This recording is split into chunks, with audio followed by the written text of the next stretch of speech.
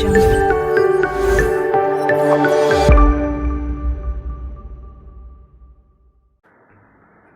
So hello students, ये हमारा first vlog है and welcome to our channel NHS study point. तो आज का हमारा टॉपिक है एंटरप्रेन्योरशिप।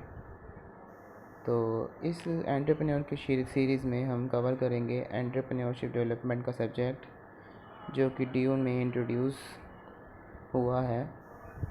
तो आज हम समझेंगे एंटरप्रेन्योरशिप का मतलब और उसके फंक्शंस, मतलब वो क्या काम करते हैं।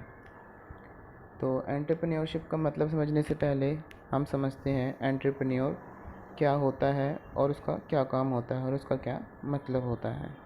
तो लेट्स स्टार्ट।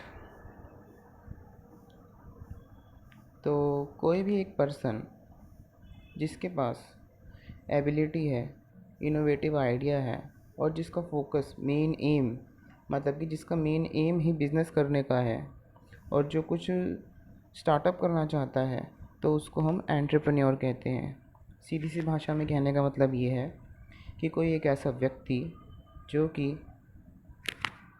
कि इनोवेटिव है और एक बिज़नेस करने के लिए मोटिवेट है, मतलब उसका जो दिमाग में है वो अपना खुद का बिज़नेस करना चाहता है, किसी के अंडर काम नहीं करना चाहता, तो उसको हम एंटरप्रेन्योर कहेंगे। जैसे कि इस डेफिनेशन में दिया गया है, the entrepreneur is defined as someone who has the ability and desire to establish, administer and succeed in a startup venture, along with a risk entitled to it to make profit. The best example of entrepreneur is the starting a new business venture. The entrepreneurs are often known as a source of new idea, innovators, and bring new ideas in the market by replacing old with a new invention. जैसे कि इसमें बताया है कि entrepreneur एक व्यक्ति है जो मार्केट की नीड एंड वांट्स, मतलब मार्केट की ज़रूरत और उसकी, मतलब मार्केट क्या चाहता है उसके हिसाब से एक एंटरप्रेन्योर एक अपने दिमाग में इनोवेटिव आइडिया लाता है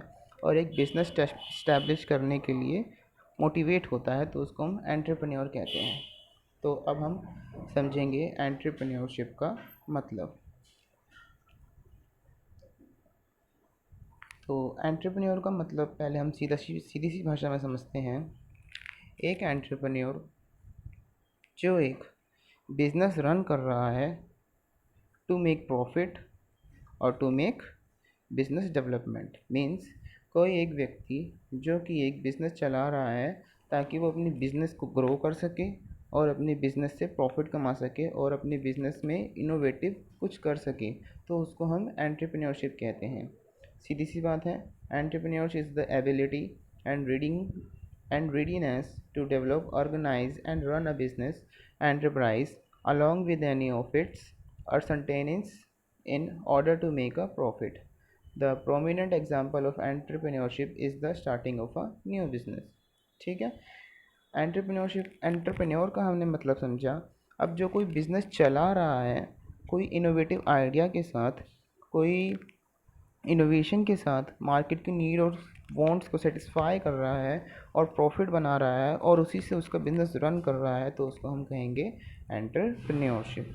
अब हम इसके फंक्शन समझेंगे। तो इसके फंक्शन जो हैं, जैसे कि हमने अभी डेफिनेशन में कवर करा है, तो इसके फंक्शन इसी के कार्य, मतलब फंक्शन मतलब होता है कार्य। तो जैसे कि हमने अभी कवर करा है कि इसका मीनिंग में ये होता है वो होता है, तो वही इसके क्या बन जाएंगे, फंक्शंस बन जाएंगे। तो चलिए स्टार्ट करते हैं। फंक्शंस ऑफ एंटरप्रेन्योरशिप, ये एक चार्ट है जिससे आप, मतलब कि एक याद करने में आसानी रहती है, जिससे आप अच्छे से समझ पाए कि फंक्शन क्या है और इसका कहने का मतलब क्या है। तो पहला फंक्शन, जैसे कि मैंने आपको बताया कि इनोवेशन, मतलब कोई भी जो एंटरप्रेन्योर है उसका पहला फंक्शन यही होता है कि कुछ इनोवेशन करना और कुछ क्रिएटिव करना, मीन्स कि मार्केट की नीड्स और वांट्स को समझते हुए कुछ नया इनोवेट करना और कुछ क्रिएटिव करना, जिससे कि उसको अलग ही पहचान मिले और उसको अलग ही स्टार्टअप करने में मदद मिले, जिससे कि उसका बिजनेस में ग्रो होगा। सेकंड है हमारे पास रिस्क टेकिंग। तो ये तो सिंपल सी बात है कि जब भी कोई एंटरप्रेन्योर कोई बिज़नेस शुरू करता है तो उसको रिस्क तो लेना पड़ेगा, क्योंकि ज़रूरी नहीं है कि हर बिज़नेस शुरू होते ही चल पड़े या फिर कामयाब हो जाए, क्योंकि कई बार बिज़नेस होते हैं उनको लॉसेस का भी सामना करना पड़ता है और कई दिक्कतों का भी सामना करना पड़ता है। तो रिस्क में हम कुछ ये टाइप्स है जो कवर होता है। सबसे पहले फाइनेंशियल रिस्क, जैसे कि मैंने बताया हर बार ये नहीं होता कि प्रॉफिट होता है, तो कभी कभी हमें लॉस भी होता है, तो उसे हम किस में कवर करेंगे, फाइनेंशियल रिस्क में। दूसरा है हमारे पास जॉब रिस्क। जॉब रिस्क, अगर सीधी सी बात है, अगर कोई एक एंटरप्रेन्योर अपने सारे एफर्ट्स बिजनेस में लगा रहा है तो उसको अपनी जॉब छोड़नी पड़ेगी, क्योंकि या तो वो जॉब कर सकता है या तो फिर वो बिजनेस कर सकता है। तीसरा है सोशल एंड फैमिली रिस्क। अब फैमिली रिस्क में हम यूँ कह सकते हैं कि वो सारे एफर्ट्स अपने बिज़नेस में लगा रहा है ताकि उसका बिज़नेस ग्रो कर सके, तो उससे क्या होगा, उसकी फैमिली प्रॉब्लम्स बढ़ेंगी, उसको सोशल प्रॉब्लम्स बढ़ेंगी, क्योंकि वो टाइम नहीं दे पा रहा ना उस वजह से, तो इसलिए भी ये रिस्क भी रहता है। और एक है मेंटल हेल्थ रिस्क, ये तो ज़्यादा समझाने की ज़रूरत नहीं पड़ेगी, मेरे ख्याल से आप समझ जाएंगे। तो तीसरा फंक्शन आता है हमारे पास ऑर्गेनाइजेशन एंड मैनेजमेंट। तो ये तीसरा फंक्शन ये है कि जो एक एंटरप्रेन्योर है उसका काम सबसे इम्पोर्टेंट होता है सब चीज़ को मैनेज करना। कि एक जैसे बिज़नेस स्टार्टअप करता है तो एक जो एंटरप्रेन्योर होता है वो शुरू में हर चीज़ के लिए एक पर्टिकुलर